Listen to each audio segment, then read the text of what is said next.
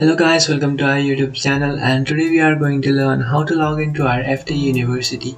So let's get started. So to log into your FT University, what you can do is just simply open up a browser.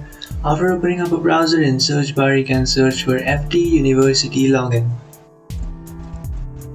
And after searching for that, you'll come up to this page, and from here what you can do is just simply tap on sign in, which is from Financial Times.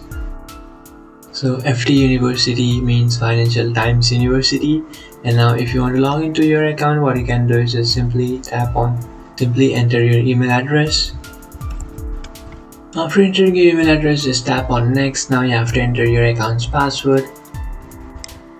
After entering your account's password, now what you can do is just tap on sign in, and after tapping on sign in, you'll successfully sign into your account. So if you have forgotten your account's password, you can just easily reset or recover your account's password, or you can also sign in without using your password.